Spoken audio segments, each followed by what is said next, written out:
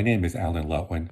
I'm the Executive Director of Westchester Collaborative Theater, and on behalf of WCT, I'd like to welcome you to today's inaugural performance of the Hudson Valley New Voices Festival. Today's performance, GenZ Outloud, will feature the work of talented emerging new playwrights from up and down the Hudson Valley. And in weeks to come, we'll be presenting a reading called Vintage Voices, which will showcase the works of seniors in our community, and Voices of Color, written and produced by the BIPOC community. We hope you'll come back and see these other shows as well. We thank you so much for your ongoing support of WCT. We're so glad you could be here today, and please enjoy the show. Hi, I'm Nate Flower. I'm the director of GenZ Outloud, the first installment of WCT's Hudson Valley New Voices Festival. These are some amazing plays that you're about to see, written by 14 incredible playwrights from across the Hudson Valley region. And these plays are performed by 23 actors from across the country. And I mean across the country. We have actors from Puerto Rico, Kansas, Connecticut, and all across New York. This is live theater that you're about to see. And as much as we all are craving that return to live theater where we're in a shared space, this broadcast is live. I'm not live right now. This is a recording. But what you're about to see, these performances are happening right as they reach you on your screen. And that's pretty exciting. It's a dynamic environment. It means that just like live performance spaces, anything can happen. So stay tuned, and whether you're curled up on the couch or maybe even already curled up in bed, that's another really nice benefit of Zoom broadcast theater, right? I hope you enjoy GenZ Outloud.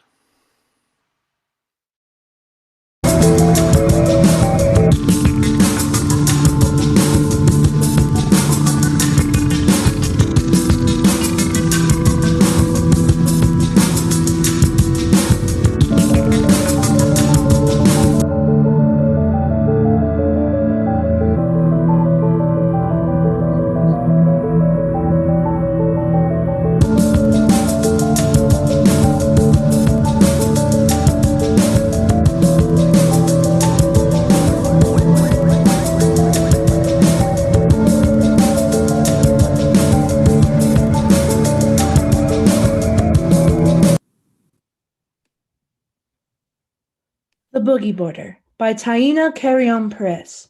Scene 1. Luquillo, Puerto Rico. The stage is dark. All that can be heard is a telephone ringing. Waves crash in the background.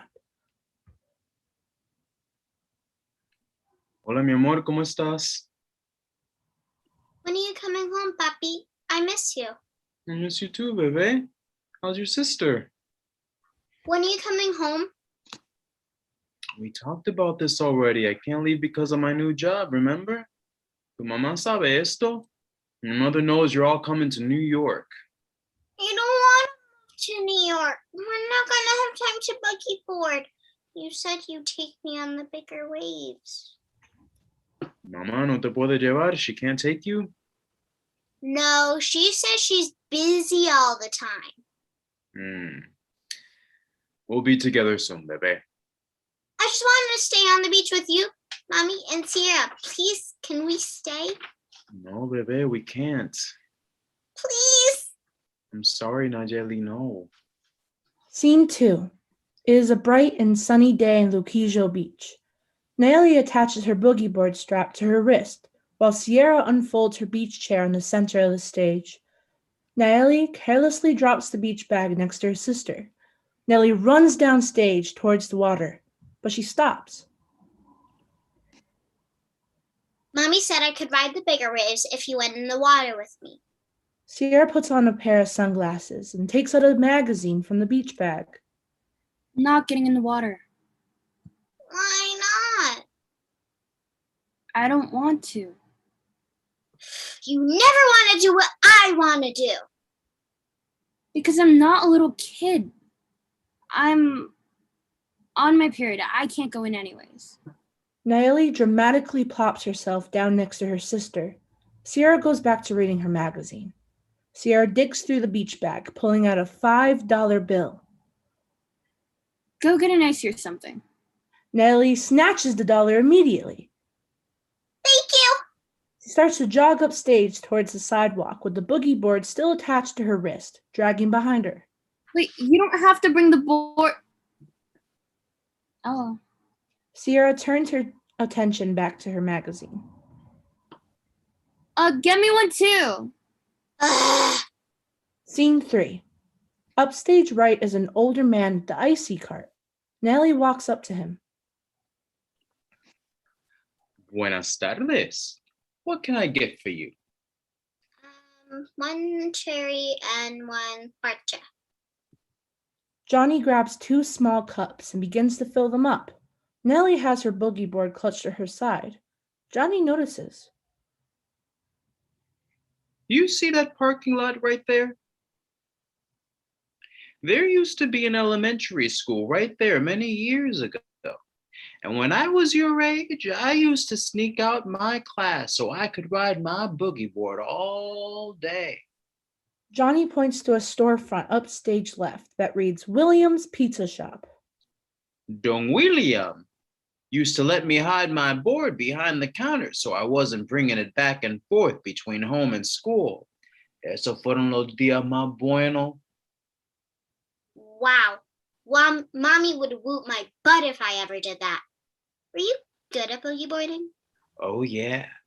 I used to swim out so far and ride all the big waves. I could start from right here and somehow end up all the way por allá. Lucky. Mommy never lets me go too far. And Sierra never wants to come in the water with me. I can only ride the baby waves. Oh, I'm sure they just want you to be safe. But now Papi wants us to move to New York, and I called him, and he said there's no beaches in Harlem. Only a dirty river. Oh, it can't be that bad. You'll find other things to do. You don't get it. On the waves, I feel like I'm flying. I want to be the best boogie boarder in the world. Well, you'll be a great one, a great boogie boarder if you have the right teacher. Could you teach me? Oh, I don't know if I could. I'm too old now. Please, just one lesson before I go. I know Mommy would say yes if I asked her. We'll see. Yes, I'll see you tomorrow for my first lesson. Nellie grabs the 2 ices from Johnny, and she hands him the dollar bill, but he declines it. Don't worry about it. On me. Ask William about Joni. Thank you. I will. Nellie walks back over to Sierra. Scene 4. Sierra is tanning and listening to her music in her headphones. She sits up to grab her icy. It's about time. Was there a long line at the pizza shop? No, I went to the icy cart. You didn't go to the pizza shop for these? No, the icy cart. What icy cart? Nayeli, there's no one over there. It was right there. So, guess what? The guy told me he would teach me to ride the big waves tomorrow. I have to ask Mommy first, though. What? A stranger told you he would go swimming with you? No. Did you get his name? No. Nayeli, what's his name? He's not bad. You just want me to get in trouble. You don't know he's not a bad man. Yes, I do. He told me to ask William about him.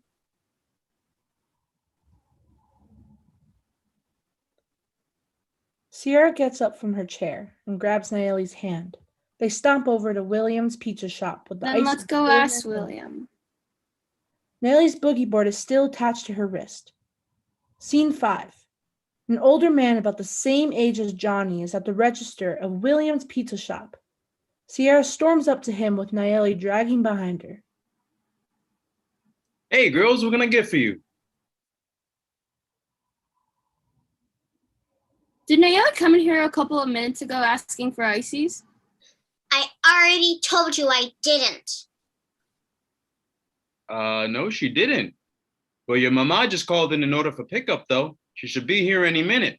What can I help you with? Ooh, can I get a slushie? No, there's stuff at home to drink. And don't change the subject.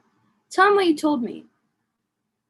The icy man told me you used to let him hide his boogie board behind the counter so he could practice during school when he was a kid. The icy man.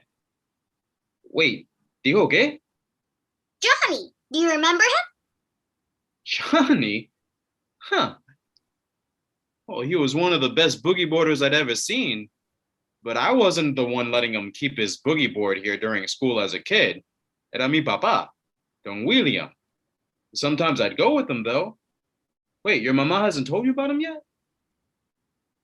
Mommy knows. him? Well, claro que sí. He's family. He tried to teach her how to ride when she was younger, but she was awful at it. And boogie boarding is something that's hard to be bad at. Now, Jelly, I think you're going to be a great boogie boarder one day, just like he was. See, I told you he was real. I didn't see him, though. Ugh, you're no fun. You just want me to be mean and sad, just like you. Johnny's gonna teach me to boogie board. Nah, Jelly, that's not really possible. Sarah enters the pizza shop. Nayeli runs over to her. Mommy! Hi, Chula. Why aren't you at the beach? Did you get in the water with your sister like I asked you to? Not yet. You said you didn't want to. Why not? I'm on my period. That was your excuse last week. Sorry. William brings a small pizza box to the counter and hands it to Sarah. She gives him the money for it. William is holding something behind his back. Gracias, William. Oye, ¿por qué ya no saben de Johnny? ¿Qué? Johnny who? You know Johnny who? William reveals what he's holding behind his back. It's a picture frame with an old photo of William and Johnny in their 30s. Johnny is holding a little boy in the photo. Sarah takes the picture frame, and the daughters try to get a closer look.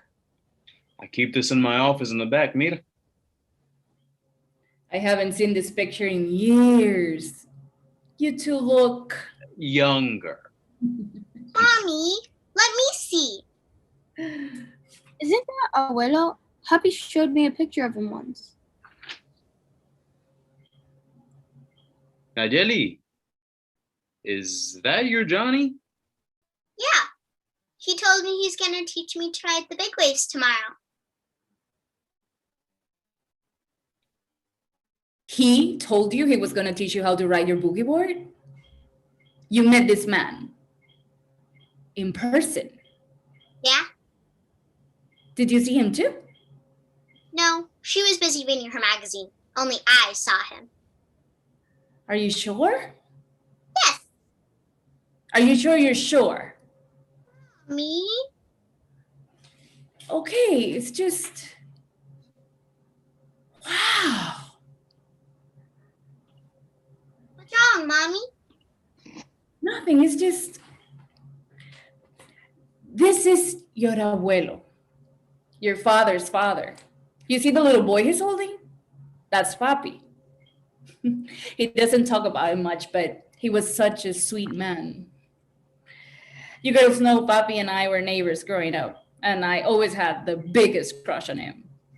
Well, your abuelo was a boogie boarder instructor, and Papi was his best student. So I started taking classes with Johnny just to impress him. I wasn't very good at it, but Papi was always there for me to bring me back to shore. Johnny was my best friend, the funniest guy I ever knew, and the sneakiest in school, too. So can Johnny teach me like he did for you and Papi? Sarah kneels so she's face to face with Nayeli. She holds her hand that still has the boogie board strap on. The reason why Papi doesn't talk about him is because he passed away the day we got married. What was supposed to be the happiest day of our lives broke Papi's heart more than anything. So it's hard for him. Those two were inseparable. Sierra puts her hand on Nayeli's shoulder. No, that's not true. If he died, then how come I met him? Saw him. He gave us these ices. Because you got his spirit in you, Chula. He wanted you to know he's going to protect you, doesn't matter where we are. That's something really special, Nayeli. Sarah hands Nayeli the picture frame. Nayeli stares at it for a while.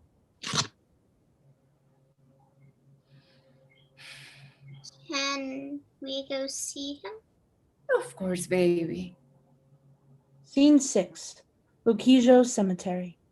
Nayeli, Sierra, and Sarah walk up to a headstone that reads Jonathan Melendez, 1943 to 1996. Son, brother, father, friend. Sierra and Sarah stand back, but Nayeli walks up close to it. The boogie board is no longer strapped to her wrist, but she still has her icy in her hand.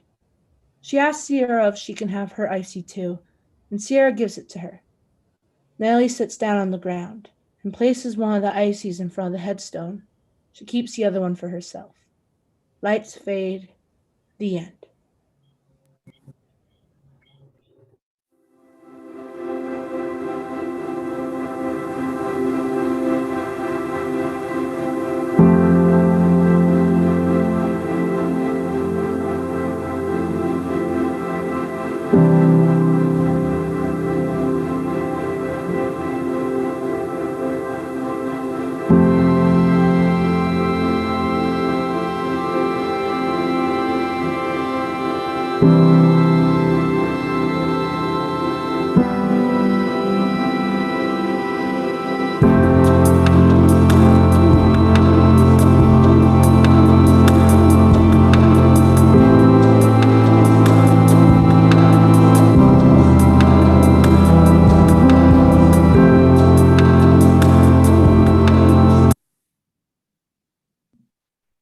I Love You by James McCallum. Setting, the bedroom of an LA apartment in 1960s America. Scene 1. Brian is seen laying down on his side in his bed. His head is on the pillow, and his eyes are open wide. Lucille is sitting in a chair at the foot of the bed reading a book. Suddenly, Brian sits up. Lucy? Lucy? Come here. We need to talk. I'm right here, baby. I'm right here next to you. What is it? I cheated, Lucy. I cheated on you with another woman. I know, Brian. I forgive you. Now, go back to sleep. Oh, I'm a loser, Lucy. A weakling. A fool of a man. I never wanted to hurt you. Never. But I did, and I'm so sorry, Lucy. It's fine, Brian. I already forgave you. Go back to sleep. All right. I love you, Lucy. I love you too. Brian lays back down on the pillow. Lucille turns a few pages of her book. Brian jolts up. Lucy. Lucy, sweetie, where are you? I'm still here, Brian. What's wrong? I cheated, Lucy. I cheated on you with another woman. I'm so sorry. That was a long time ago, honey, and I've already forgiven you. You have? And you still love me? Of course I love you. But I'm a loser, Lucy. A weakling, a fool of a man is what I am. Oh, it's all right, honey bear. I forgive you. Now I'm going to give you a kiss goodnight, and you're going to go to sleep, all right? Lucy gets up out of her chair and kisses Brian on the forehead. She then gets him under the covers comfortably. I love you, Lucy. I love you too. Lucy goes to sit back down in her chair. She sits and reads her book for a few more seconds. Lucy, Lucy, please talk to me, Lucy. I need to tell you something. I already know, Brian. Please, just try to go to sleep. You know? She told you. Of course she did. I should have known. You and your sister have always been so close, and the truth was bound to come out sooner or later. You know I never meant to hurt you. You know I love you, right? Please go to sleep, Brian.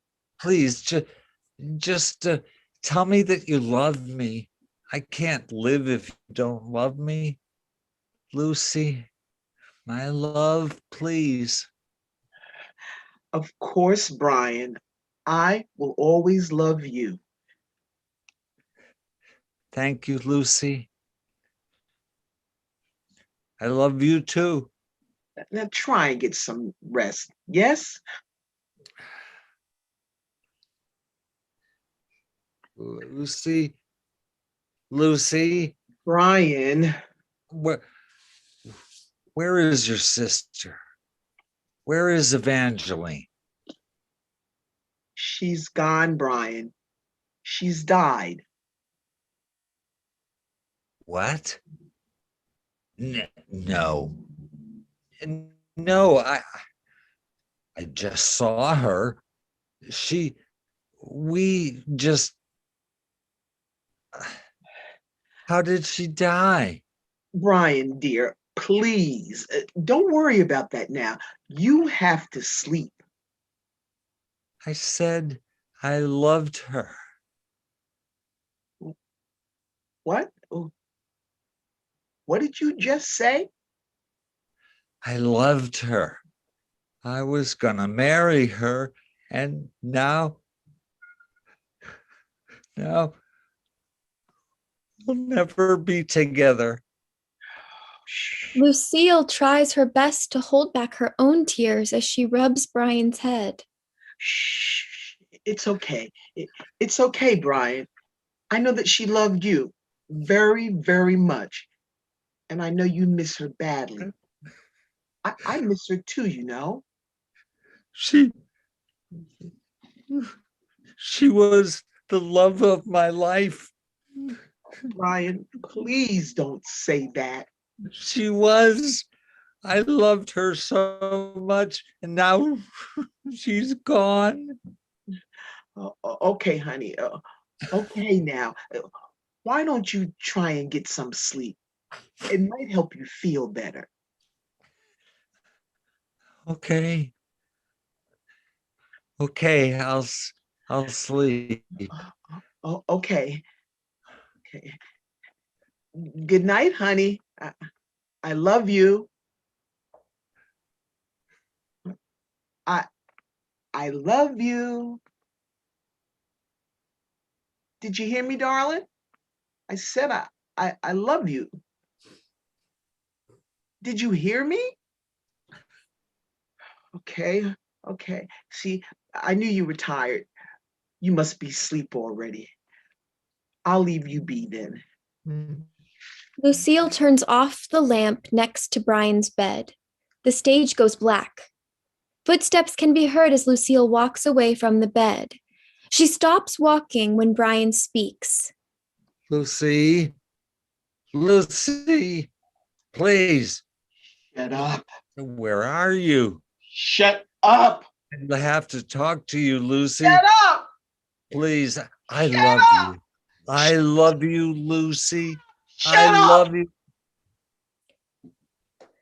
Suddenly, 5 gunshots can be heard in succession. Lights quickly flash to show that Lucille has picked up a gun and fired at Brian. There is quiet on the stage. Lucille sits in complete darkness. Her heavy breathing and whimpering are all that can be heard until a 6th and final shot fires, the light illuminating Lucille as she falls to the floor. The end.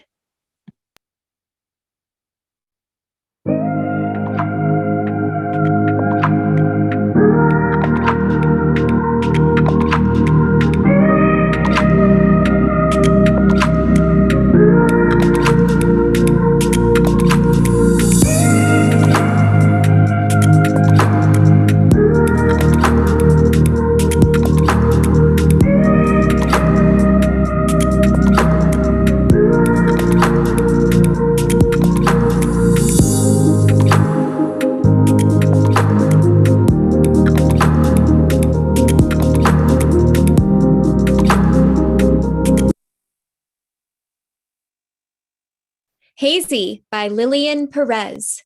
Scene 1. A party in a frat house. Blue and red lighting illuminates various bodies as they dance gleefully. A single light shines on Sammy, who is center stage, a red solo cup in hand. She happily bobs her head to the music, tipsy and content. A clearly drunk Matt stumbles into her, causing her to spill her drink. Hey, dude, watch it. Oh shit! I'm sorry. I can get you a drink. It's fine. Just be careful. All right. What are you staring at me for? Anyone ever told you your eyes are like the ocean?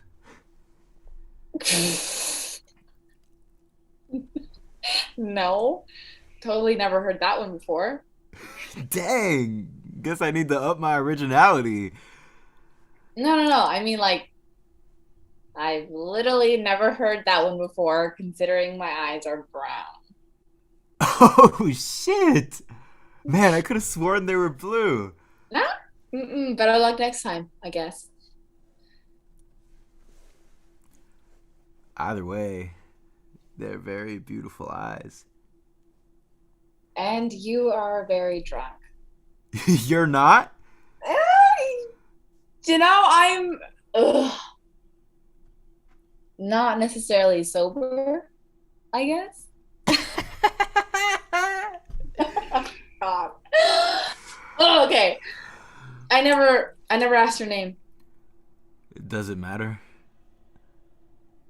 Guess not. The people dancing around the two's movements begin to slow, as if they are dancing in slow motion. Sorry, I just kind of want to kiss you right now. Do it then.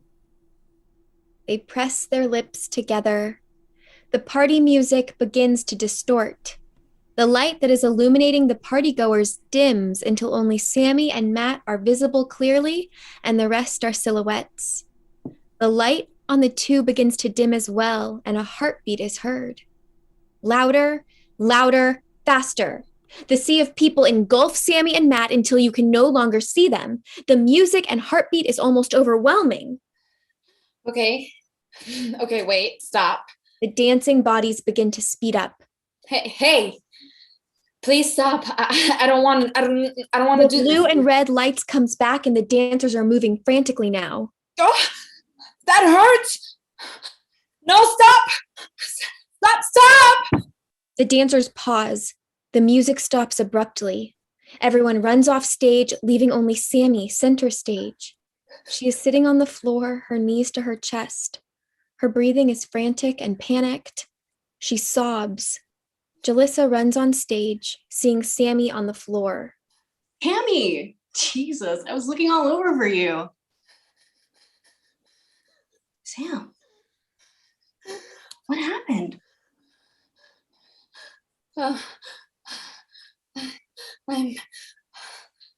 Hi. Can you take me home, please? Lights out. Scene 2. 2 years later, the living room of Sammy and Jalissa's small apartment. Decorated minimalistically and is fairly tidy, but clearly lived in. Sammy sits on the couch center stage, watching the television. Jalissa walks on stage, humming happily. Hello. Hey. Jalissa has a seat beside Sammy. You look peppier than usual. I'm just really, really happy. Did your Amazon package come in or something? Unfortunately, no, not yet. She flops her head down on Sammy's lap. What? It's just Matt. God, he's so amazing. He literally texted me the cutest paragraph last night.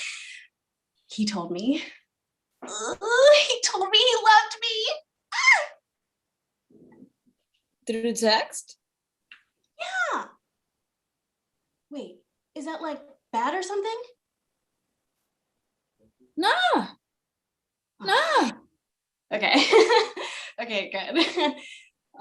Sammy, I've been waiting so long for this, but now it's actually happening. And when exactly am I going to meet this dude? Haven't y'all been dating for like a month now? 2 weeks. God, only 2 weeks? And actually, speaking of you meeting him, I've kind of been meaning to ask you something. What's up?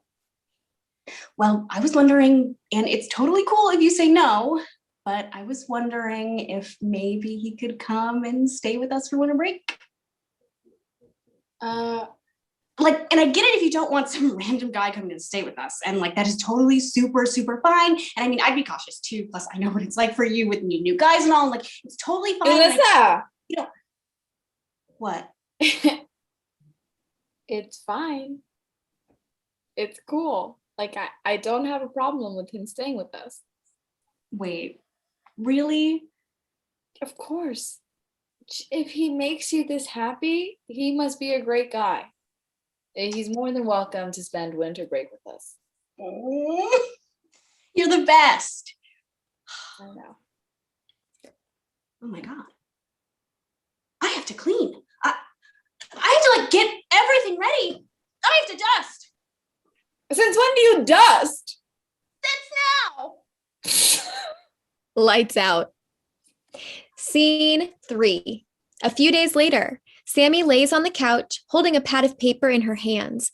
Jalissa is nervously pacing behind her. All right, read the list back to me one more time. Okay, clean bathroom. Check. Bed is made. Check. Fridge restocked. Check. Okay. Flowers and vase? Why do we need that one again? To seem welcoming. Flowers are welcoming, right? Yeah. All right, what's next on the list? Oh my God, that must be him. Oh my God. Okay. How do I look? You look fine. Fine? Oh my God, gorgeous, Jalissa. You look gorgeous. Go. Jalissa walks off stage. Baby, hi. Help me with your bag.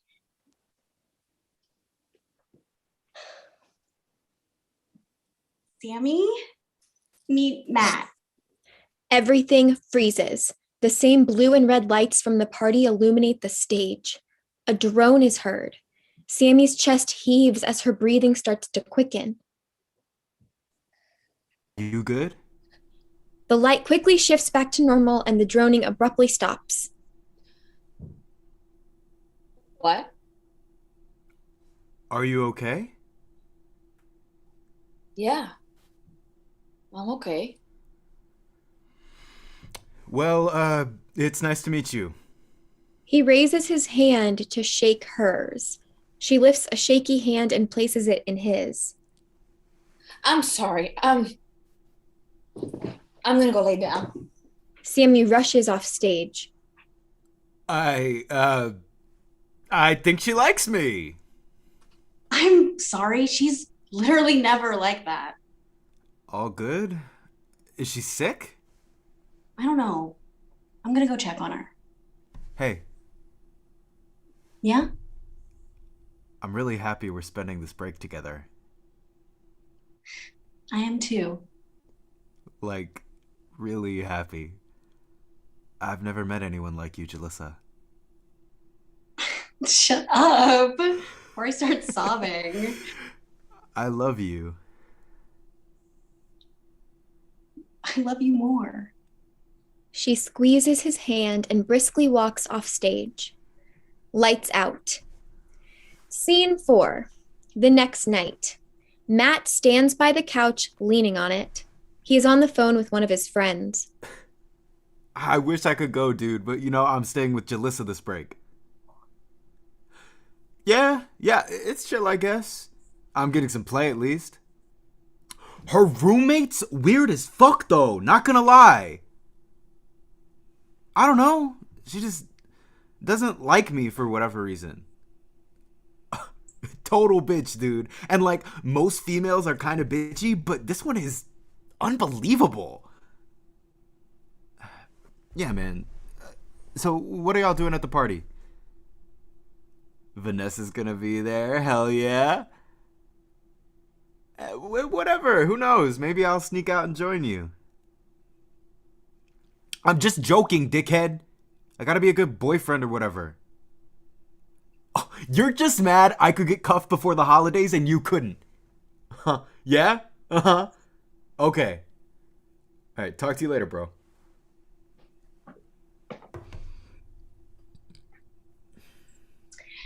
Hey, babe. Oh, there you are. How was your shower? Fine. Wish you would have joined me. Oh, I was just talking to Josh. Stupid guy stuff, How is he? He's good. Him and the boys were planning on going to this holiday party tonight. Oh? You're not gonna go? I miss hanging out with my girl? No way. You sure? Of course. Plus, I don't really like partying much anymore. I feel like most of the guys who go to them are kind of rowdy and immature. It's not really my scene. Okay. Are you enjoying yourself here? Huh? Do you like it here? Like, are you having a good time? Of course I am, babe. Why? Just wondering, I guess. He plants a kiss on her lips. Wouldn't want to be anywhere else. Even though Sammy's here? What? Sammy? What about her? I don't know, Matt. I feel like maybe you don't like her all that much, or... Well, to be totally honest, she hasn't been the most welcoming. She's not feeling well. Yeah. I guess I just feel like I'm intruding. I mean, it's obvious the chick doesn't like me. Of course. She likes you. Of course she wants you here. She's just sick. Okay, and if she's sick, don't you think maybe I should... Babe, I promise you, she doesn't hate you. You just met her at a bad time, okay? Once she gets better, she'll be back to the old Sam. I just don't want to come between you two. I promise you're not. We both want you here. If you say so. I do say so. And you know I'm always right. He kisses her on the forehead. Sammy enters. I was just getting some water. Hey, Sam. How about you join us? We were just about to watch a movie. I'm okay.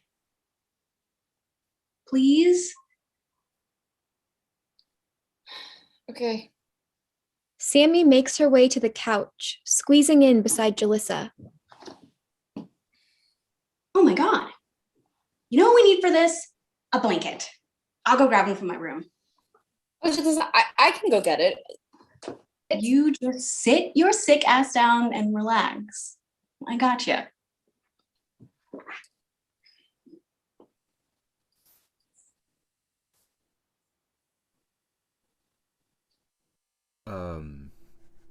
You feeling any better?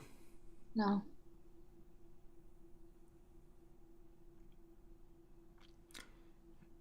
Is it like cold or something? I don't know. Julissa, you need help in there? No, I'm good. Just looking for my white fuzzy one. Under the bed.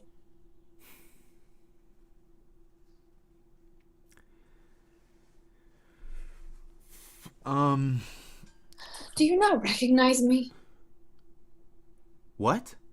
Do you know who I am? Jalissa's best friend? No! Yes. But like,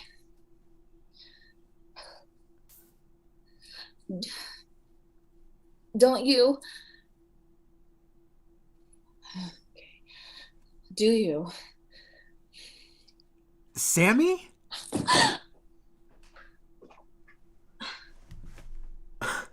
So, still think she wants me here? I just don't understand why she's acting like this. I really don't Did she get have it. like... Did she have like history with one of my buddies or something? No, Sammy hasn't really had history with anyone since like 9th grade or something. Babe, maybe she just doesn't like me. Like, I feel like that's the obvious option here. Look, let's skip the movie, and how about you come join me in bed? You go. I'll be there in a sec. Matt kisses her forehead, then her cheek, then her neck. He walks off stage. Lights out. Scene 5. The next morning. Jalissa is on the couch, drinking from a coffee mug and scrolling through her phone. Sammy enters and goes to the kitchen. There's still some coffee in the pot if you want any. Thanks. Sammy pours herself a cup of coffee and sits down next to Jalissa.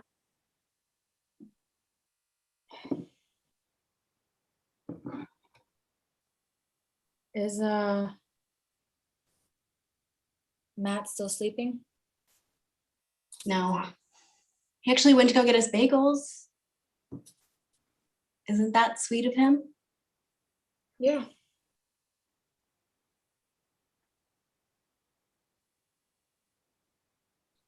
You're not actually sick, are you?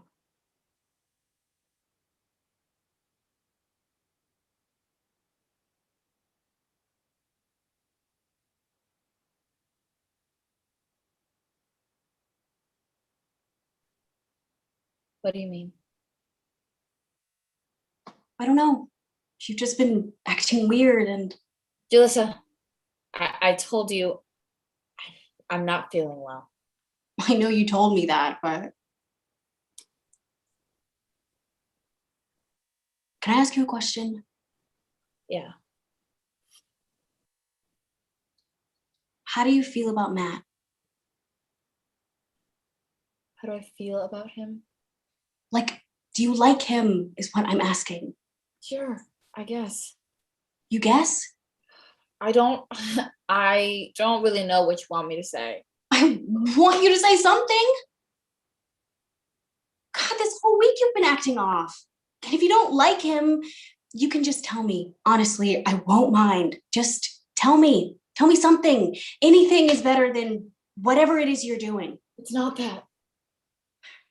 All right. Then what is it? Sammy gets up and goes to put her mug in the sink. Jalissa places her mug on the floor. Stop ignoring me. I'm just not feeling well. Bullshit. That's bullshit and you know it. No, it's not. Jesus. I know you, Sam. And there's something wrong because this isn't you.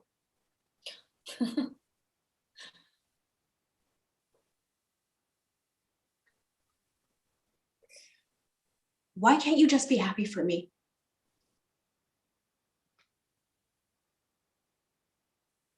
Are you jealous? What? Is it jealousy? Is that what this is? Do you like him or something? Fuck! We can talk about it. We can talk about it if that's what it is. That's not what it is! Fucking hell, that's not what it is. Oh my God. Can't you ever just think about anyone but yourself for once in your fucking life?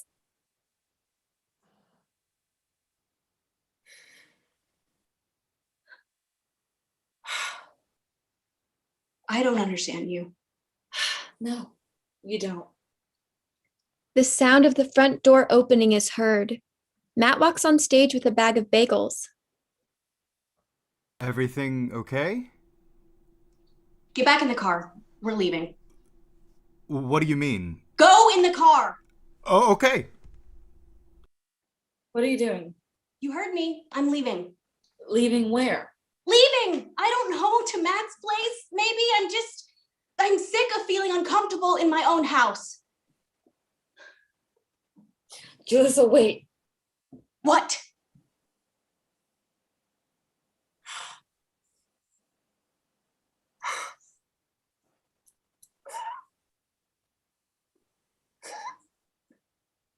Hey. Hey. What on earth is going on, Sam?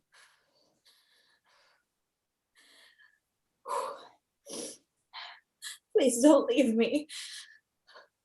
Okay. It's okay. I'm not leaving.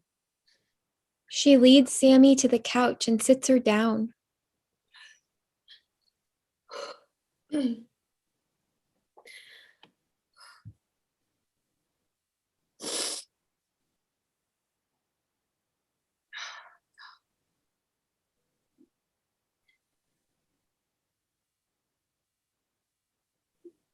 You remember that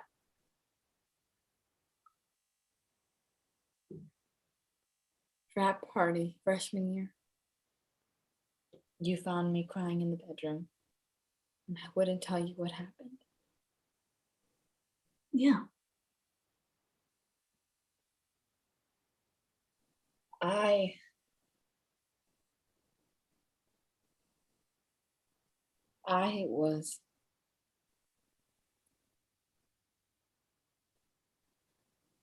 was taken advantage of. You mean? Yes.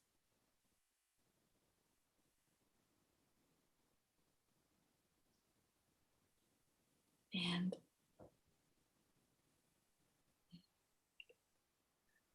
at first I didn't remember who did it.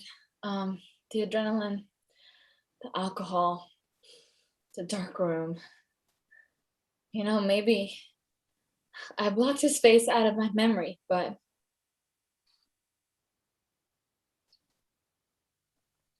when I saw him, I knew right away. What? It was Matt. He was the one that Sammy, are you sure it was him? Yeah, I'm positive.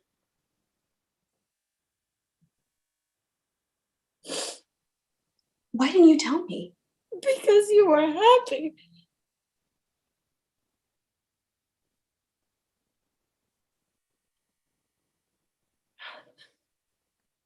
Oh my God.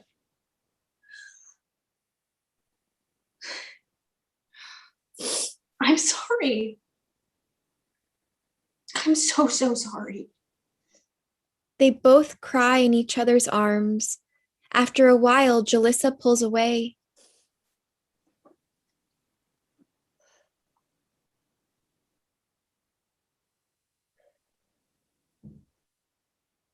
I'm gonna kill him.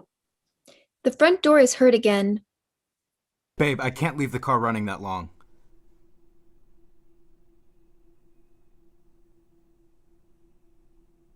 The fuck happened now? Get out of my house. What? I said, get the fuck out of my house! Jalissa runs off stage towards the bedrooms. Clothes are seen flying across the stage. She then throws Matt's bag. Jalissa, you're acting crazy! Crazy? Jalissa takes her coffee mug that was placed on the ground. She hurls the coffee mug at Matt. It misses him and crashes on the wall. What the fuck? What'd that bitch tell you? Jalissa rushes to Matt, grabbing a broken shard from the coffee mug and holds it up to his neck. Call my best friend a bitch one more time. Matt stumbles off stage. Jalissa gathers up all his clothes and then throws them off stage as well as his bag.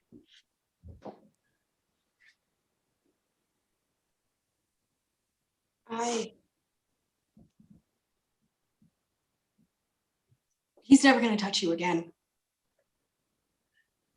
I hope he never touches anyone ever again.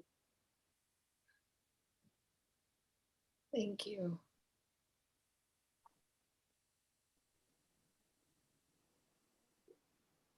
I feel so disgusting. Why?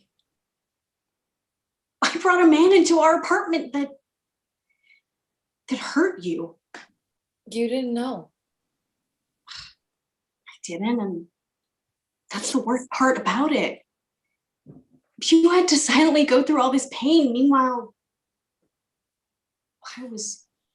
It was. Me. It was my fault.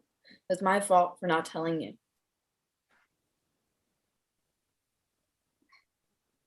None of this, and I mean none of this, is your fault.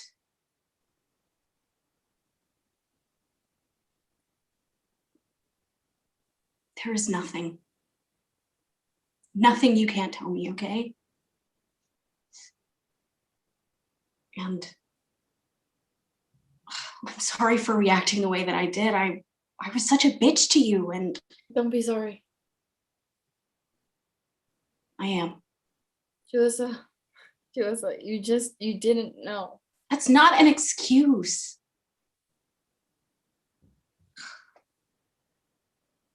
I feel so dirty.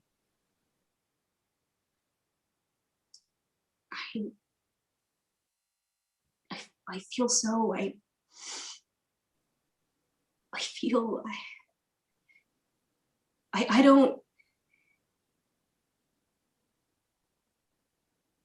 Hey, let's forget it. How am I supposed to forget this? In time, this feeling, whatever this feeling is, it'll go away. It always does.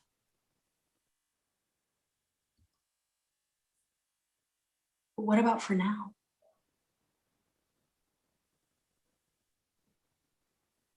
For now we have each other. Jalissa embraces Sammy. They hold each other as if the other could fade away at any moment. The lights dim until only one light shines on the two. Lights out. End of play.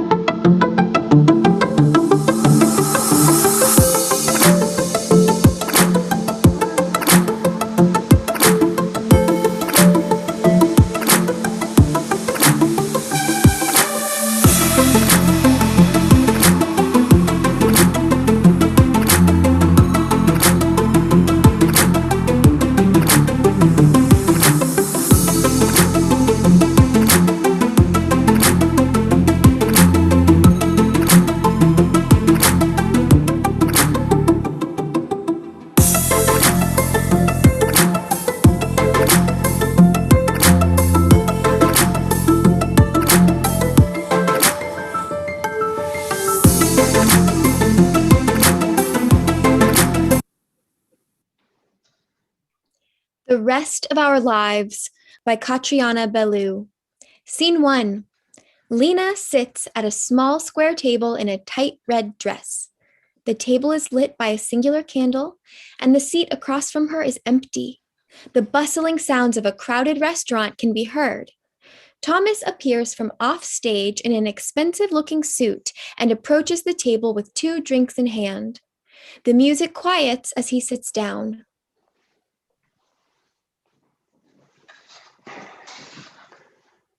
That bar was ridiculous.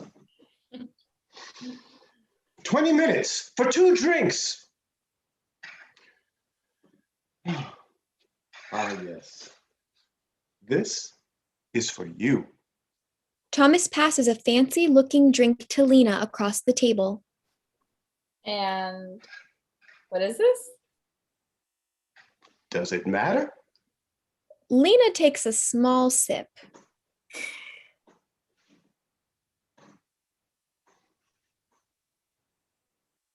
Why is it pink?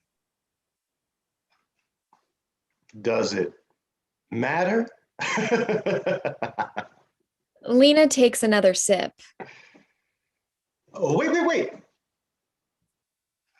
Cheers to a new adventure. Cheers. Lena raises her glass to tap his after a moment of hesitation. They both drink.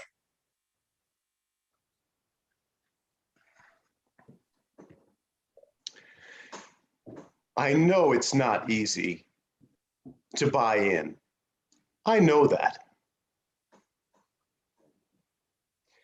Not easy to buy into this whole older man situation, but you'll be happy eventually with me. I can make you happy.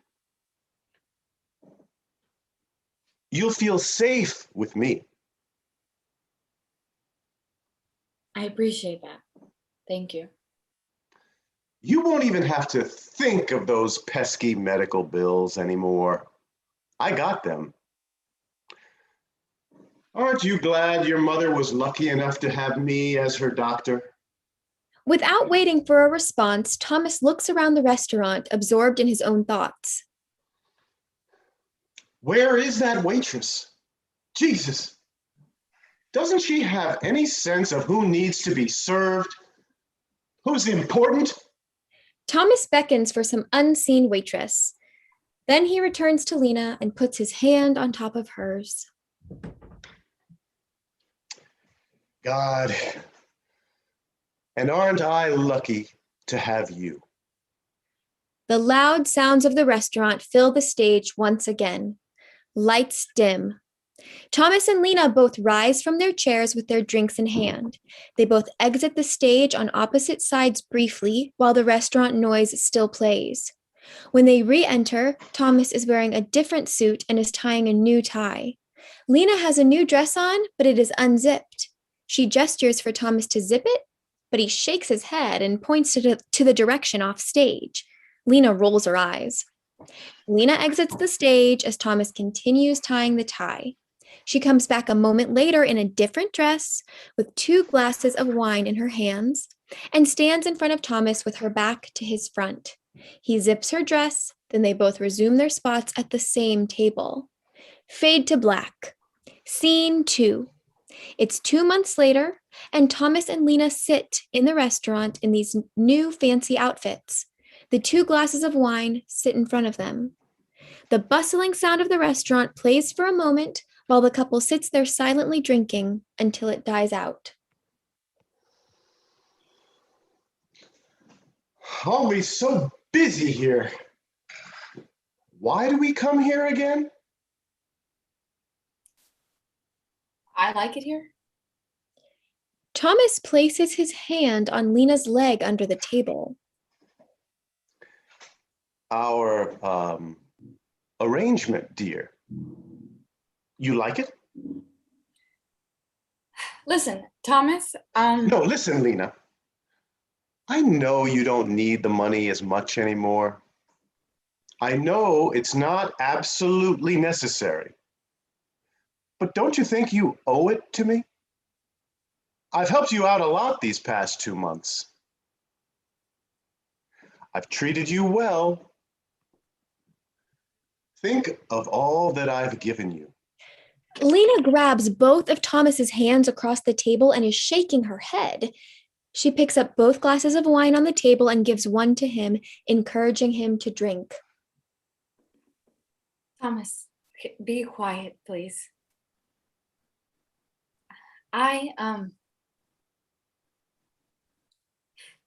Nothing. Never mind. No, tell me. Whatever you want. I can fix it. I can fix anything about myself.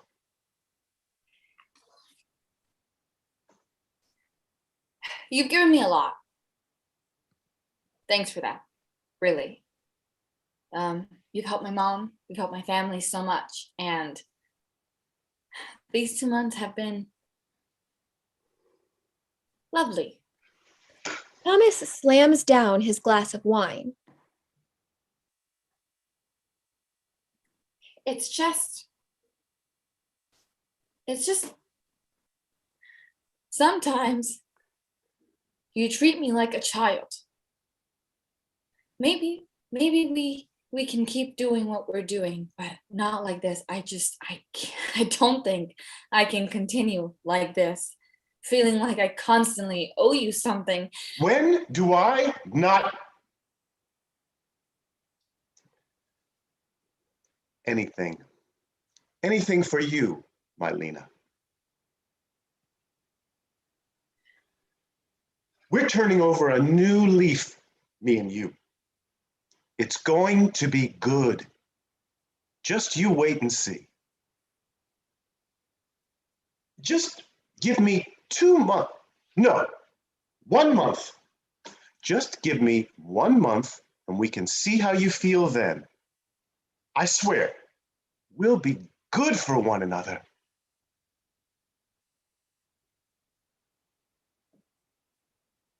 Okay, Thomas, fine.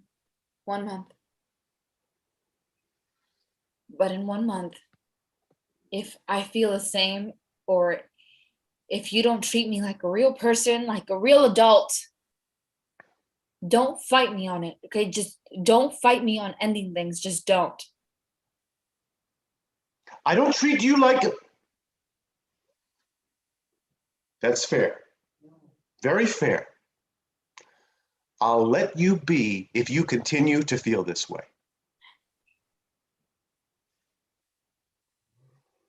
Now, let's drink.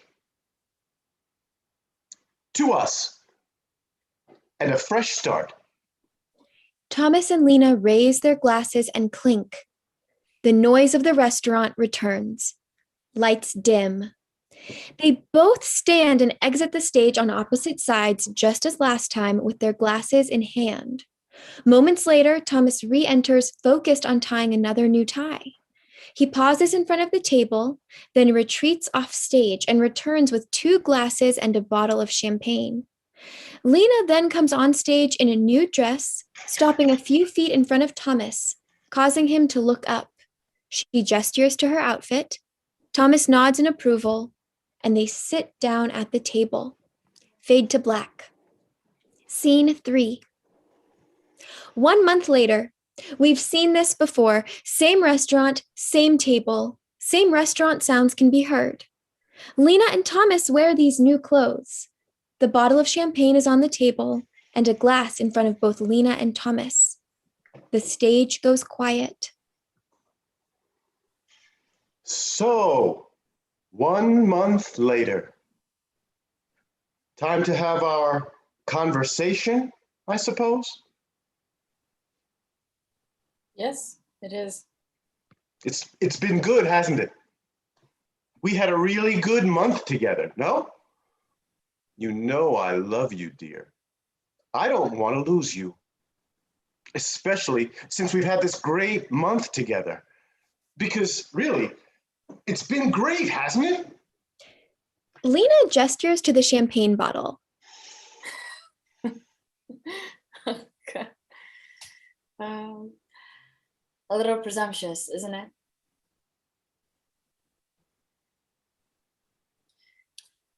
I have something to tell you, actually. I was late. 3 weeks late. So I took a test to, see if I was pregnant.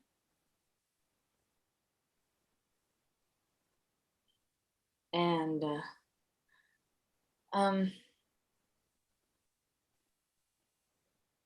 it was positive. So I guess we're going to be parents. Oh. Wow. Okay.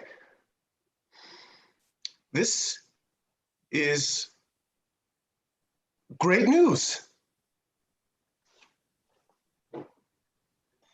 You're staying then. We're going to be parents. Oh my God. This is crazy. Wow. Just wow. This is the best day of my life. Not only am I with my Lena, but I will be for a long time. Yeah, for a long time. Wow. Let's pop this. A little champagne won't hurt anybody. Maybe a sip or two. The last few sips for a while. Am I right? Thomas stands with the bottle of champagne preparing to pop it. I bought this bottle here with hopes for good news. I wasn't expecting this news, but it's even better than I imagined. Thomas pops the bottle dramatically. He stands facing the audience with the bottle in one hand and both arms up in the air. I'm going to be a dad. My Lena and I are going to be parents. He pours the champagne into the glass on the table, with considerably more in his than Lena's. He sits back down in his chair and raises his glass. Lena matches his actions. To the next 9 months. To the next 18 years. And to the rest of our lives. Yes. To the rest of our lives. Both take a sip. Thomas looks around the restaurant and gestures with his hands maniacally. Now, where is this damn waitress? Every damn time we're here. Jesus Christ, can't she see that we're celebrating? Can't she just come take our order? Lena sits there silently, staring out at a point past Thomas's head. Restaurant sounds fill the stage once again, this time louder than ever before. Fade to black.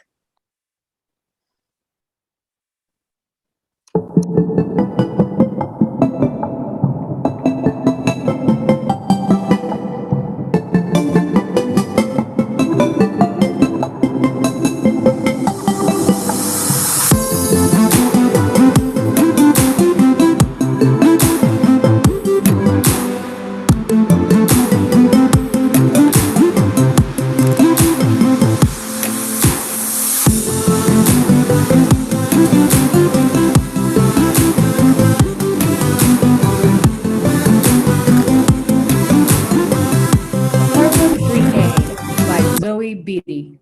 Scene 1. Setting. In inner city Harlem, an old yet charming apartment building stands tall among other worn-out buildings. The hot summer heat is beating down on people walking down the street. Reggaeton and R&B are blasting from cars that pass by, and a middle-aged woman is standing at the corner selling ices. The savory smell of burgers on a charcoal grill can be smelled from a mile away. A wide array of different languages and dialects can fill your ears. Spanish, patois, and a little bit of slang, just to name a few. At Rise, On the third floor of the building, two teenage girls stand in the hallway but not acknowledging one another just yet. Isabel stands outside her apartment door looking angry and frustrated. She's running her hands through her hair, mumbling curses under her breath. Janelle, however, is entering from outside, waving goodbye to a friend. She's listening to music, singing along the song she's listening to. You know you better watch out. Isa, do you see that moving truck outside? Yeah, I saw it earlier. What about it? Well, I thought you know what was going on. Well, clearly somebody's moving in. And right after Moy moved out. It feels a little different without her, you know? Yeah. Feels like we were all riding on bikes in Riverside Park just the other day. Yeah. Eso no fue el otro. Wow, that was last summer. What? That was last summer. We were riding our bikes in Riverside Park last summer, Janelle. That's why it feels like the other day. Now, she's gone. After 13 years of all of us living in this building, she's gone. I bet she's in Detroit right now, actually. We used to race down these halls and run down the stairs for some frio, and after all this time, like, I never thought that she would move away. Who knows? Yeah. Who knew that a whole person's life, their childhood, their first like time making a new friend, like, who knew that all those memories just fit into some moving truck? It's crazy now. It's just crazy. Hey, Amoy may not be here, but we still have each other. Yeah. You're right. We got each other. The loud, familiar rumble of a moving truck causes the girl to get up and look out the window. Janelle squints her eyes, trying to see what's going on. Who's that? What do you think? Somebody's moving in. Janelle stares at the unknown person.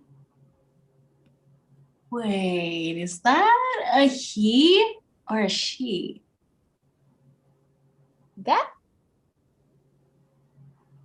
That's definitely a guy. I told you that you need to get some damn glasses. Oh, shut up. Está bien.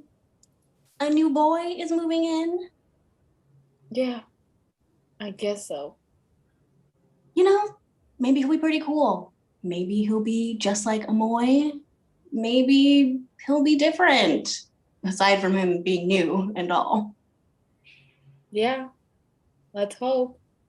Scene 2.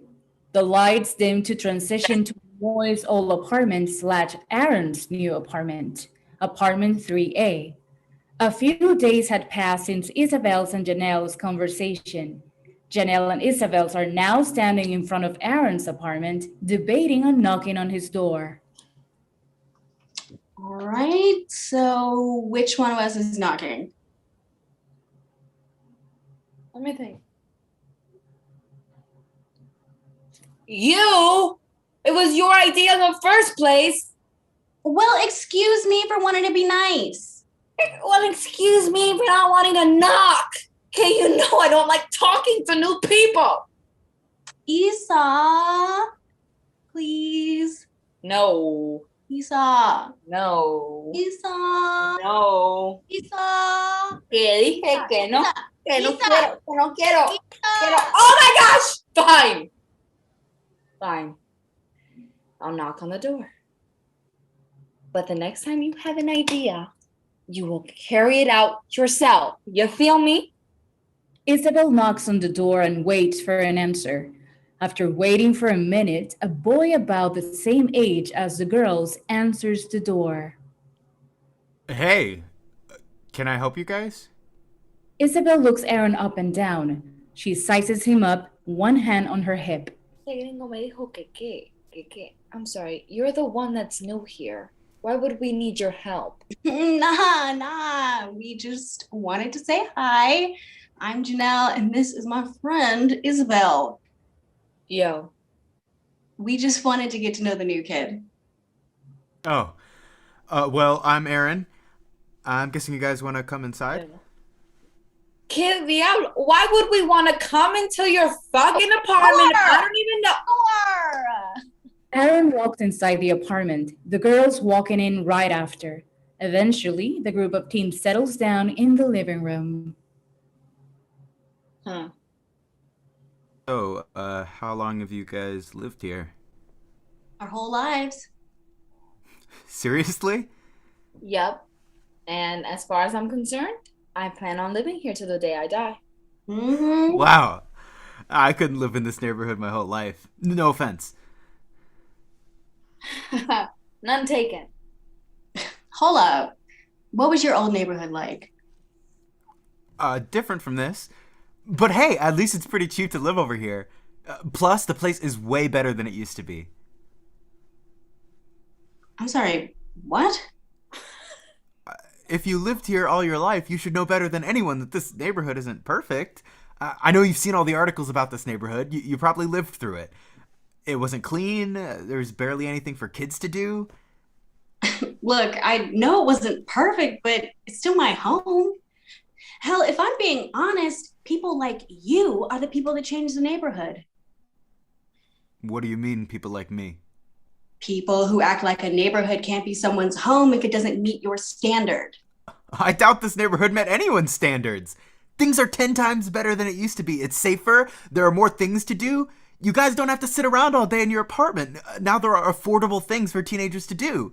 If your parents have the money to pay for those nice things that we can supposedly do. Hey, Janelle, maybe we should go. Speaking of things to do, there's plenty of stuff to do at my apartment. Well, you can get a job at one of those new businesses that opened up on your block, thanks to people like me. Well, what if I don't have time? I have a baby brother that I have to take care of while my mom is at work. Even then, what will happen to the businesses that were here before? They'll go out of business eventually. Look, things change all the time, whether you like it or not.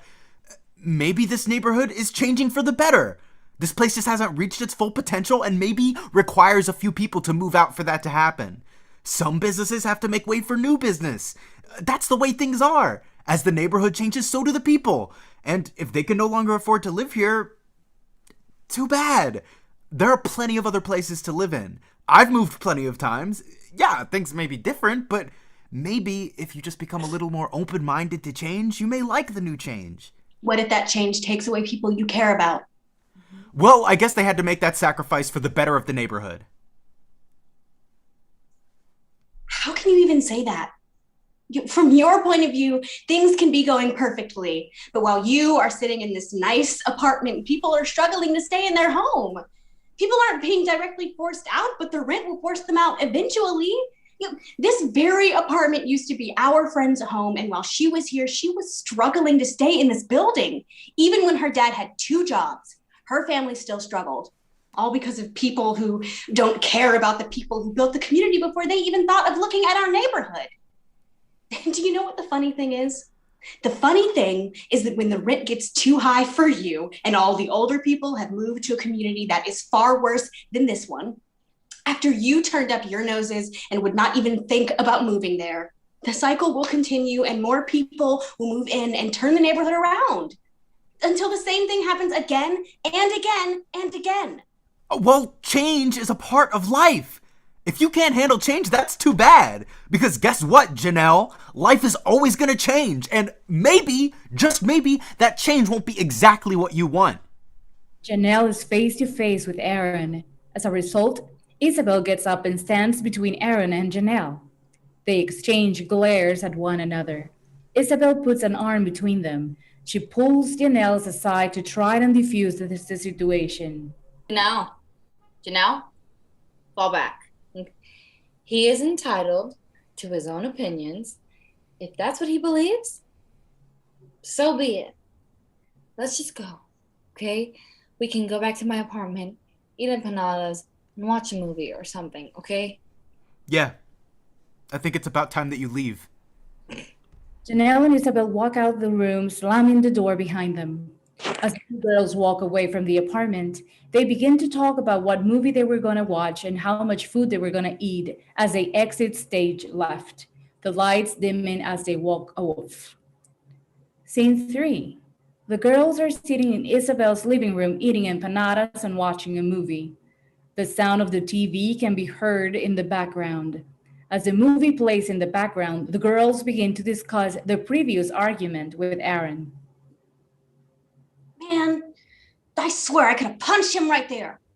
I told you that meeting him was a bad idea. Isabel's younger sister, Maria, walks into the living room and sits next to Isabel. Hey guys, what are you talking about? Métete en tus asuntos, Maria. Well, come on, tell me. Some new boy just got on Janelle's nerves. His name was Aaron. Oh, him? I was talking to him earlier. He was really cute, and he was so nice to me, like some people. He even asked me to visit him sometimes. I'm pretty sure you were wilding out. Not him. Besides, you're always yelling. One, I wasn't the one yelling! 2, you are not going to his house. And 3, how long were you listening to our conversation, little girl? Long enough to know that you guys are watching a rated R movie without mommy's permission? That little subway rat had the nerve to say, the neighborhood is changing for the better. I mean, I know that one thing that's gotten better. A new deli just opened up close by. It's all nice and clean. It doesn't smell in there either. Now I could get my bacon, egg, and cheese on the way to school. I went down there today, and I had the best chopped cheese I've ever had in my life. They even sell desserts. Of course, your fat self is thinking about food. Excuse you. I'm not fat. I'm just curvy. I'm just trying to play devil's advocate. What do you know about devil's advocate? And you are nowhere near curvy. You're built like a boy. Look, all I know is that it's good to look at the opposite person's point of view. The new kid is in a new place, and he doesn't know what to say or what not to say. He just needs to adapt to his new environment. Besides, we don't know him or his life. Girl, you don't know him either. But yet here you are calling his ugly ass cute. You wouldn't know cute if you looked in the mirror and saw it. You saw he's up on her. No.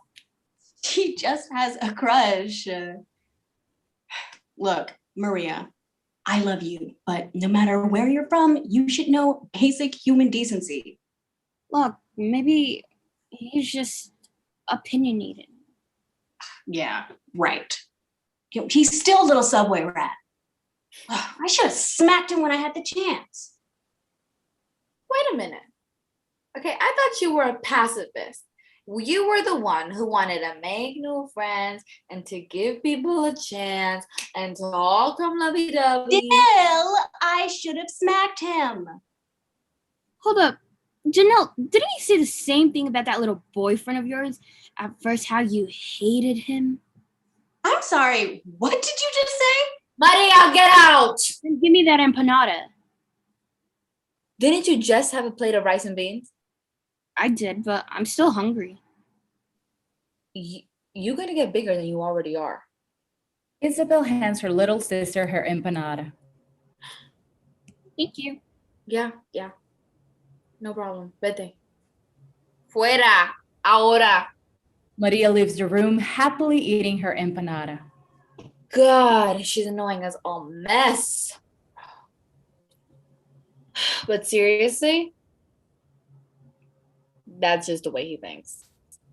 If he thinks that, let him think that. This happens pretty often. People will turn their noses when they first see something, but once they discover, it becomes a new trend. It happened with the chola trend. You know what happened with big lips? Dreadlocks? Hell, even my dark skin became a damn trend. I swear, puka shells were used on African instruments before white girls put them on their necks. Yeah. And those same white girls probably have mothers who swear that what's her name Kardashian created boxer braids and tell people speaking Creole to learn some English. Wait, don't forget my all-time favorite. I want real Mexican food. Let's get a Chipotle. Like, this is to a lot of people now. It's not much of a stretch if some random dude thinks our neighborhood is suddenly amazing after so long.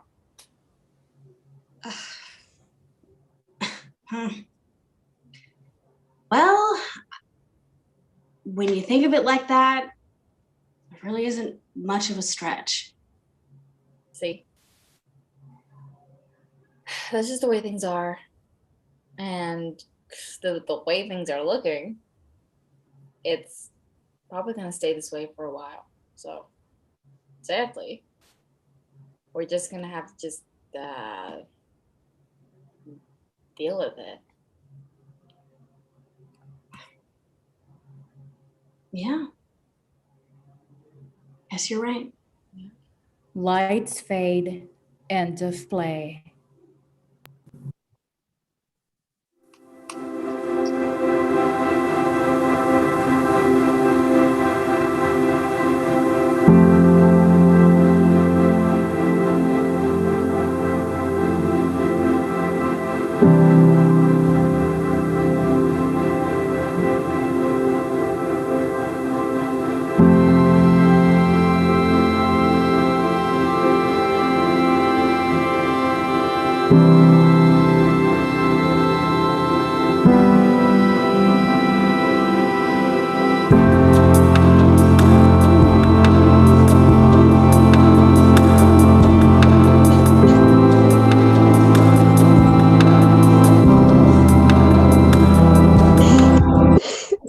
When You're Friends with That One Girl Crying at the Function by Tess Walsh. Setting, a brownstone stoop in an undisclosed gentrified Brooklyn neighborhood in the summer of 2019. Lucy is sitting on the stoop sobbing. She is that one girl crying at the function. She takes out her phone from her pocket and taps it furiously. She raises the phone to her ear. Hey, Talia? Can you hear me? Can you come outside? Like right now? The stoop. Just come outside, please. She hangs up. Hi. Hi. The fuck does it look like? Sorry. Talia sits one step above from Lucy. Something happened? Oh. Well, something must have happened for you to be having like a meltdown right now. Maybe people just make me sad. Do you want me to leave? Oh, stay. You make me look less lonely.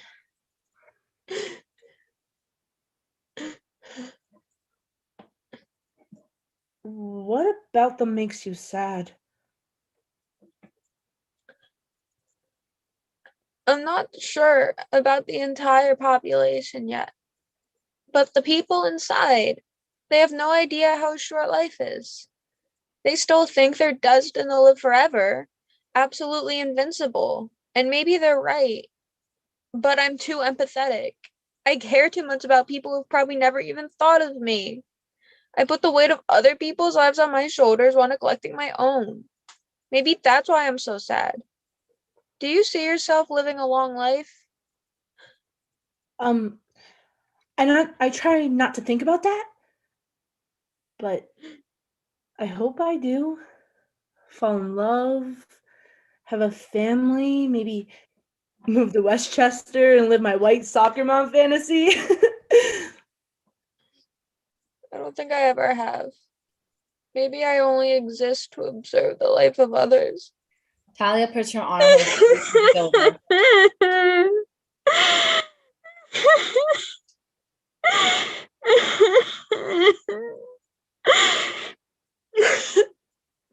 I'm sorry. I shouldn't have gotten all existential on you. No, it's okay. They're your feelings and they're valid. I just don't know how to help you.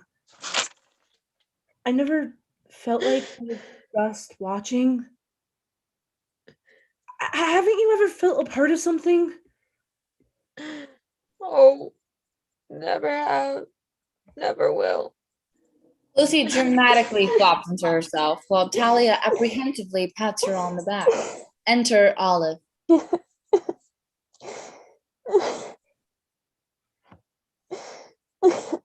You guys want drinks? I'm good, thank you. Yes.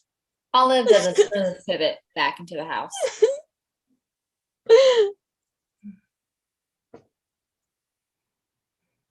By the way, why didn't you pull up to Rome's last week? Everyone was asking where you were. Oh, I was being really indecisive that day. On my Libra shit. Can never make up my mind. Don't you follow my astrology meme page? Oh, yeah. Guess I should have assumed. Olive re-enters holding 2 red solo cups and hands one to Lucy. Madame? Thank you, ma'am. Olive sits between Talia and Lucy on the step above. Olive takes a sip of their drink as Lucy begins to chug hers. After about 10 seconds, she finishes and burps. She proceeds to throw the cup to the ground. The 3 of them stare at it for a bit. I thought you actually cared about the environment. You can live without my love tonight. It's healthy for couples to fight. So, what have we missed? Not much. Eli got kicked out for calling Liam the F slur and stealing Mateo's bong. Then Mia made us watch her weird experimental solo piece she's using to while baking white fish. First party I've been to where I've had to use Liz Lerman's critical response process. I always wonder, why couldn't we have gone to a normal high school with like a football team and some cheerleaders maybe? I honestly would rather watch a bunch of freshmen take acid tabs in the bathroom at 7 a.m. than watch 20 boys chase a ball for 2 hours. We really sound like the dumbest age group in the world. I mean, yeah. But we have nothing else better to do. We can't just get jobs because we're considered unqualified and immature. They'd rather us learn about the Pythagorean theorem and the Mayan Empire than genuine, valuable knowledge. So, might as well waste our time while we still can. I don't have time to waste. I need to do things, but there's nothing to do. I'm useless. You're not useless. Lots of young people have achieved greatness, like Anne Frank?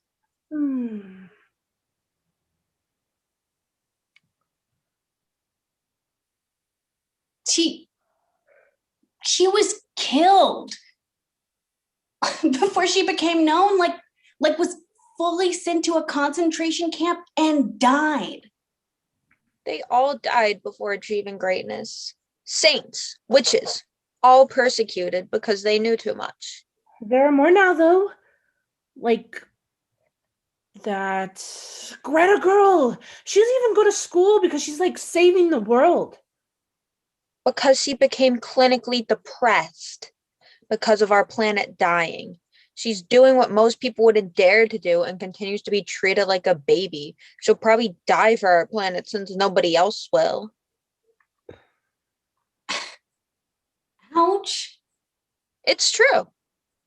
You're either young and live in ignorance or die because you choose not to. Even if you post about the problems of white feminism on your Instagram story twice a day, you're still ignorant.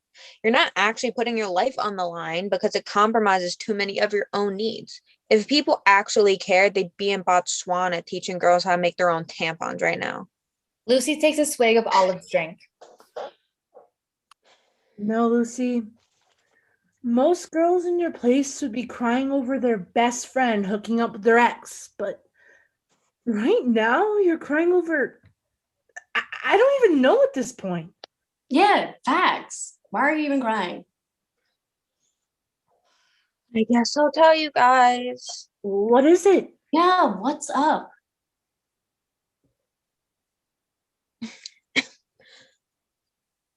The reason I didn't pull up to Roan's last week is... Wait. You were invited to Roan's? I thought you guys got into a fight during AP Gov when I was at Romano. Something about the Democratic debate? Oh, that was mad long ago. But Roan's still upset that you don't think that Bernie Sanders is the more progressive candidate. Well, besides that, I did something I shouldn't have done and never thought I would do.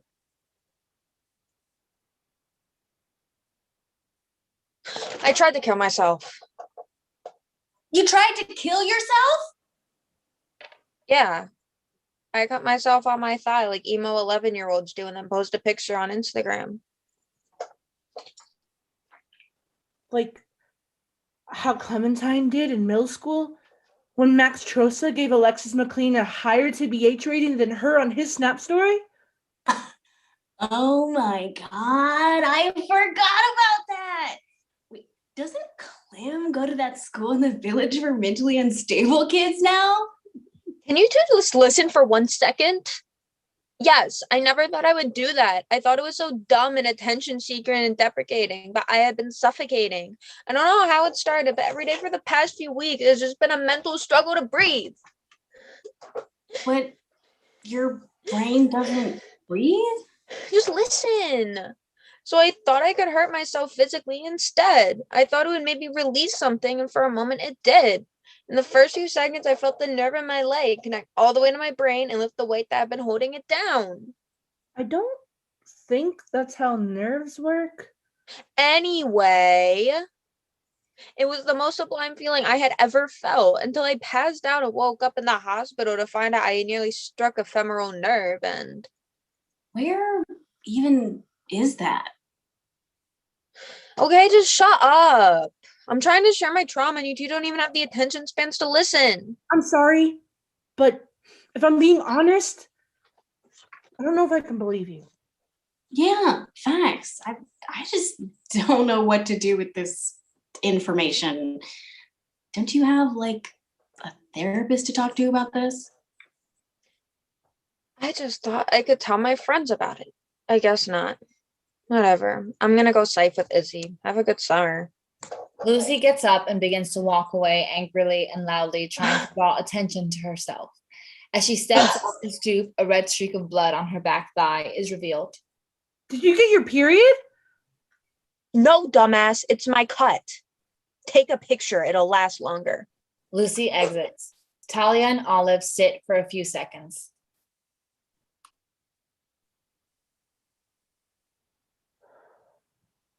She's lying. If she went to the emergency room for it, the cut would have been stitched up and shit. Ugh, I cannot believe her. Yeah, it was probably paint or something. Ugh. Why are we still friends with her? Just so fucking manipulative. The second I feel bad for her, she just lashes out at me. It's actually kind of entertaining. Like how unstable she is. That's kind of fucked up. As messed up as she is, I still want to help her somehow. But why? All she does is fuck with people's emotions for attention. I know. She must become this way somehow. I don't think anyone could be born with such an unhealthy need for validation. I mean, do you think she was neglected as a child? Definitely not. Her mom takes her to a holistic doctor in Williamsburg and an art therapist on the Upper West Side. And her dad bought her Rex Orange County tickets after she had a panic attack in school last week. So, yeah, I don't think she has daddy issues. Didn't she call Tyler Cunningham dad while making out with him last summer?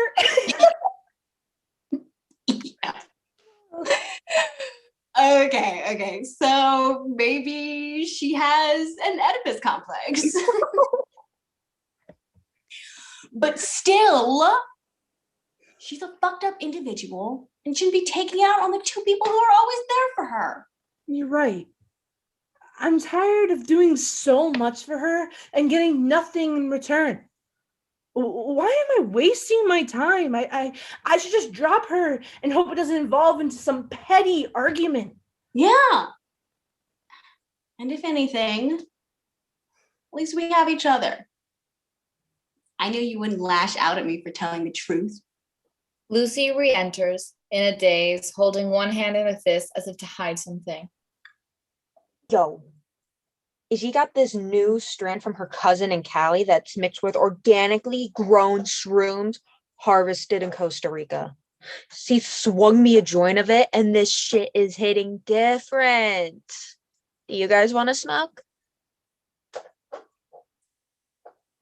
Free weed.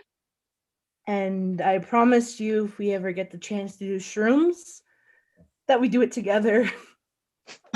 Because you're probably going to bug out and I'm going to have to get you an Uber home with my mom's credit card. I would be more worried about her. They look at Lucy and they all giggle. Olive and Talia get up. Olive quickly catches up to Lucy and ad-libs with her. Talia trails behind and stops to notice Lucy's red solo cup sadly strewn on the ground. Talia picks it up, firmly grasping it, before yelling out to her friends. You guys know if there was a cycling bin somewhere? Having been ignored, she runs off stage in pursuit of marijuana and climate justice. Her friendship with Lucy is not a real one, but when you're a Brooklyn teenager without a fake ID, you take what you can get. The electronic music from the party blares as the lights go down. The end.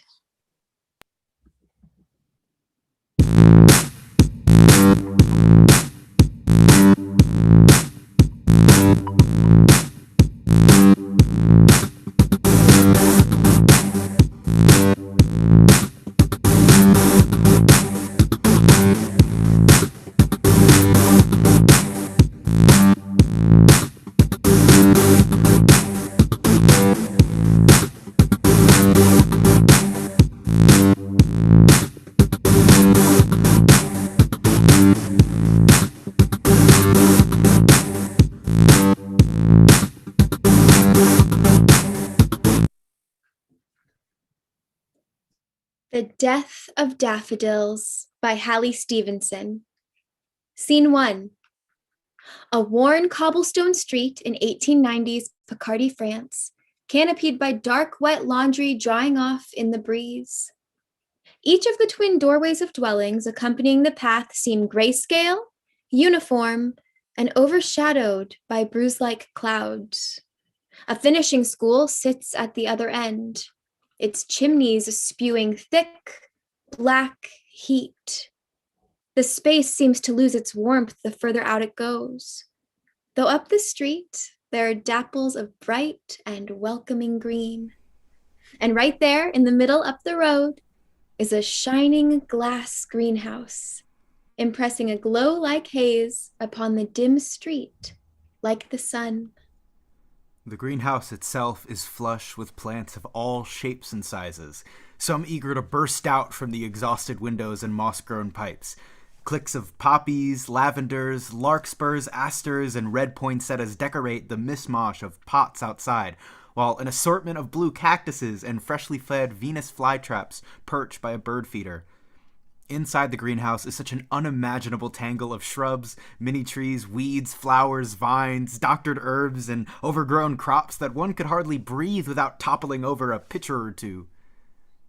Enter Bluette, all corset and bonnet, desperately dragging a gigantic leather suitcase down the street to settle near a flower patch outside the greenhouse. She is moaning, whining, and grumbling. She is small, heaving at one side as a rabbit would carry a whale and getting nowhere. At one point, her hair has fluttered up around her face, so she blows at it, and it pops into her mouth. She tries to spit it out, but to no avail, sticking her finger in her mouth to try and pull it out, and then becoming visibly disturbed by the fact that she had just put her finger in her mouth. She utters an audible before wiping her finger on her dress and then hooking her palm into the suitcase handle, using all of her might to tug at it, but only hurting it in the process. Ow! Ow! Ow! Ow! Oh! Thanks for this, Mother! This cannot get any clogging worse. No, just as she utters her last word, her suitcase explodes open. She throws her straw hat to the ground. She swings one of her skirts around her head, stomps on a corset, and claps two red silk evening boots together. Enter Maxence from inside the greenhouse, who had been startled by her uproar and had witnessed her breakdown. You wagtail, whooper-up, good-for-nothing, foozler, flapdoodle, church bell horn, sawoggler, hedge creeper, pigeon-livered bastard! And hello to you, too! Oh my god, I am so sorry. I had no idea you were there. I wasn't talking to you, I promise. I was talking to my, Your... Oh, you know, my suitcase! Oh, I may or may not be sleep deprived. I've been sitting on a train with a drooling woman sleeping on my shoulder for the past 2 days, listening to the unending delusions of her brown boogered child. Ah, yes, the brown ones are lovely. I happen to fancy the green ones myself. Bluette goes to pick her hat up. Maxence reaches it first, putting it on her head. He notices that she has a line of dark yellow bruises up her neck and a faint circular handprint around her throat. Are you hurt? Oh, no, I just put on a scarf a bit too tight. Your greenhouse is beautiful. Thank you. It was my father's. He left it to me when he passed. I'm sure it attracts plenty of wandering eyes. Not quite. Just a pair of bright ones on a girl who has quite the trouble with suitcases. Bright? Bold, yet unrevealing. Oh, a poet. A plant keeper. Have you lived here long? I was born here, and I plan to stay here and die among the leaves. Old and tired and ready in my bed. I think I'd prefer dying saving someone else. Ah, you seem the hero type. Oh, says the boy who keeps things alive as a living. I've never met someone who lives in a greenhouse before. Are they all this charming? I'm surprised a St. Cloud girl like you would notice. And how in the world do you know I'm a St. Cloud girl? On your way to the finishing school up the street, am I right? Lace crinolet, leather suitcase, velvet evening shoes. He picks up one of her fallen books and reads it. How to sit still for your husband for 30 minutes? Are you getting married? Yes, and I need that book so that I don't make a fool of myself. I have impressions to make. Give me that. Impressions for the guy whose handprint is around your neck? That's none of your business. Bluette tries to snatch the book back, but Maxence playfully yanks it away. They push around each other, Bluette unable to reach the book while Maxence chuckles. They get rather close, and both of them come out of it with the book in Bluette's hand, hot in the face and breathing heavily. What's your name? Bluette. Maxence, nice to meet you. He reaches out his hand, and she shakes it. You gonna help me with my suitcase? I thought you'd never ask. Scene 2. Evening. Maxence and Bluette are lying together on a mattress in the greenhouse. Maxence is spraying a bowl of marigolds. He sprays Bluette with water. She retaliates, laughing, and they play fight. He pins her gently to the mattress and they kiss. After the kiss breaks, Bluette snatches a potted plant from the floor and holds it in her lap. What do you call this one? Water hemlock, though innocent in name, is deadly poisonous. One drop mixed in a drink attacks the heart, invades the bloodstream, and proves fatal in under an hour. Once, in a fight to the death, a French king of the medieval age laced his sword with its juice and killed his lifelong adversary with a single scrape. That's why we put her over here. Maxence takes the plant and places it in the corner, earning a laugh from Bluette. She kisses him and points to a faraway plant. What about that one? The spotted knapweed is an invasive species that feeds on dryness and emptiness. The most tragic of its victims, the rare and delicate lost sunflower, was rumored to die when touched. Once the spotted knapweed has its grips on the land, it massacred all the lost sunflowers by covering up the sun. Still, the spotted knapweed lives on, destroying anything and everything at once. Maxence stares at the spotted knapweed for a moment, a dark look on his face. Bluette notices this and turns his head to face her, kissing him again. She points to another plant. And her? The bleeding heart is quite complicated to care for. It's fragile and breaks at the slightest touch and dies fast in the winter and withers easily. But when it blooms, it is the most beautiful of all. This kiss is the longest. They both have trouble opening their eyes afterwards. At the end of it, they stare at each other, unblinking and unafraid. All I want is you. I have nothing to give you. You don't have to give me anything. We could leave together. Get out of this place. But the greenhouse, it's everything to you. Yes, it is. What? Nothing. Bluette's corset sleeve had fallen down her shoulder, revealing a set of purple bruises all the way down her back and arm. Maxence notices this. I can't do this. Can't do what? Does he hit you every day? Blue, I need to know everything he's done to you. I thought we agreed that we weren't talking about this here. We have to talk about it. You can't keep it locked away forever. Just tell me what he's done. It's nothing I can't deal with. You shouldn't have to. We're going to lose everything. And he will take care of my mother and I, Max. My mother says that... I don't care what your mother says. I'm not letting anyone set a hand on you ever again. He is 4 times our age. I fell. Blue, I'm not stupid. He's hurting you and you let him. My dress was heavy. You expect me to believe that a dress did that to you? Look at you. It was an accident. Listen, Blue. Please let me help you. We can figure it out together. I'll come with you. We can tell someone. Max, please, just don't do this. Just let this place be ours and don't bring the rest of the world into it.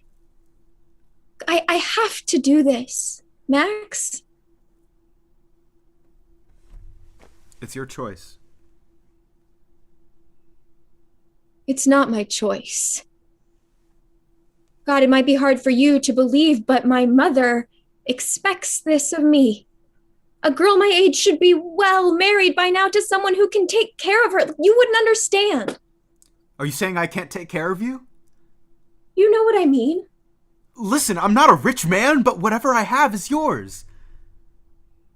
It's not enough. Look, this is my burden. This is my burden to bear, and you can't carry it with me. Why? Is it about his money? Listen, I don't think I can live with the thought of him beating you every day. You don't understand. I can't just sit alone in a damn greenhouse like you. I'm not alone. I have my plants and I have you. But what if you don't have me forever, Max? What if I can't stay here and pretend like the world outside doesn't exist? Only you can take yourself away from me. So, please don't. I can't abandon my mother. Maxence grabs her hand. All I have left is you, and I'm not ashamed to admit that. My mother loves me. I love you. Doesn't that mean anything? Maxence interlaces their fingers and cups her head in his hand. But she cannot look him in the eye anymore. Don't go to him. Stay here with me. I have to.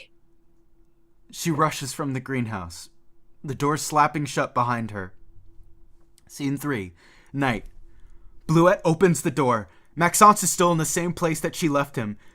She appears tousled, her hair matted, dress torn. There are splatters of blood on her dress. What happened?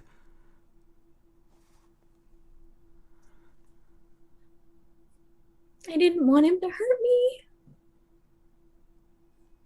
I didn't want him to break us apart. A dark silhouette of a man enters the room, an image of time past. He's old. Bluette faces him while Maxence disappears. Not a part of their scene. Come here. You know we are to be married. Let me see you up close. Bluette is timid, uncomfortable. He grips the front of her dress by her chest and pulls her closer to him by it. Then he lightly touches her chest, and she shifts away, now visibly disturbed. Why do you treat me this way? Bend for me. I'm sorry. He observes her and then touches her chin. She leans visibly away. You know what happens when you refuse me, sweetheart. But it doesn't have to be this way. It's all in your hands. He takes her hands and places them on his crotch. Bluette gulps and removes her hands. I'm tired.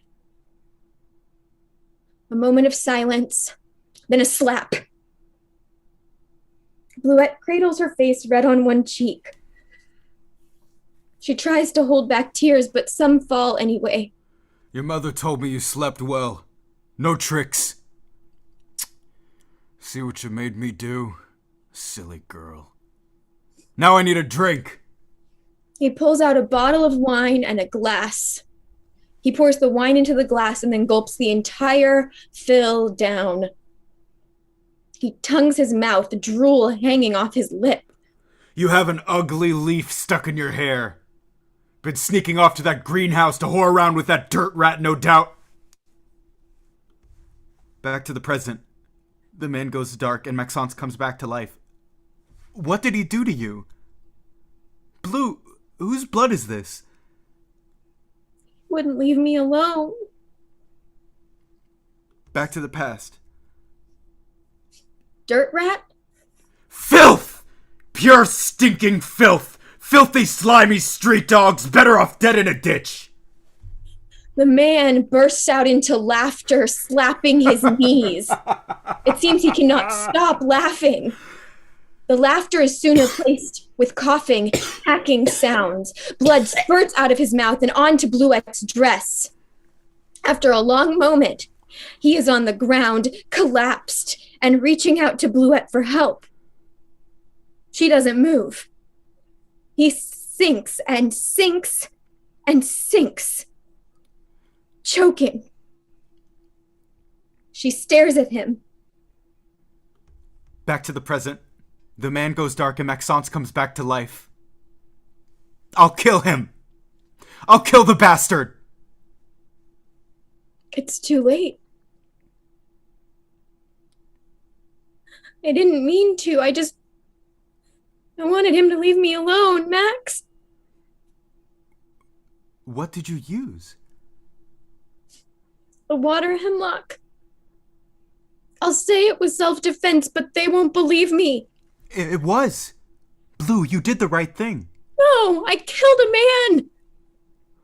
I killed a man. He would have hurt you. You had to. They always believe them. They don't believe the girls. They will. No, they'll come for me. No, I'll protect you. Everything is going to be okay. Blue, I promise. But how can you promise? I know. But how do you know? Maxence picks up the nearest potted plant. Wait, no, Max, don't! He slams it into the ground. It shatters and dirt and leaves fly everywhere. He stares at the remains, shocked at himself. A moment passes and his face changes. Max, your plants. What have you done? It doesn't matter. How can it not matter? He then takes another pot, a mint plant, and throws it against the wall. Soil sprays onto the windows. He looks at her expectantly, panting. Maxence holds the spotted knapweed out to her. Here. Is that the spotted knapweed? Take back your son.